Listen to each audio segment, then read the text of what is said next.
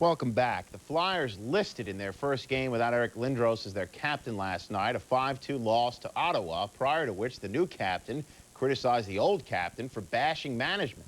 Everything's got a price, said Eric Desjardins, who added he's not off the team. I think he's still on the team. Without question, the old captain has struck a reef, reaching the abyss of his 8-year stay in Philly. He was supposed to be the next in line of great NHL players. The next Wayne Gretzky, the next Mario Lemieux.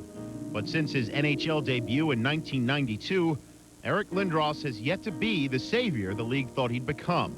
After refusing to sign with the Quebec Nordiques, the team that drafted him first overall in the 1991 NHL entry draft, Lindros was traded to the Philadelphia Flyers in exchange for 6 players, 2 draft picks, and $15 million. The trade put Lindros in the situation he wanted, but also put a load of pressure on the 19-year-old's shoulders. We've always taken pressure off players and let them play, and I think let them become who they want to become. I feel good for Eric Lindros, and I think he's going to achieve whatever he wants to achieve.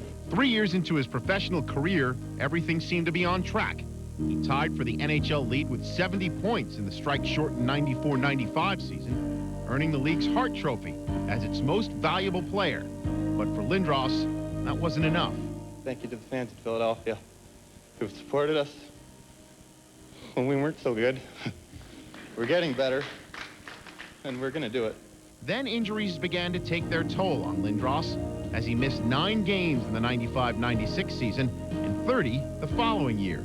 It was during this period that Eric's younger brother, Brett, an Islanders right winger, retired because of multiple concussions. I think of my eyes, you know, going down the ice, and my eyes not catching up with my feet almost.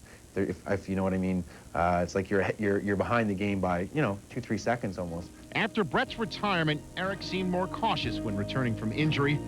That cautiousness saddled Lindros with a reputation around the league for being soft. Still, when Lindros was healthy, he was good as any player in the league. The Flyers captain fulfilled the promise from his Hart Trophy acceptance speech when he led Philadelphia to the 1997 Stanley Cup Finals.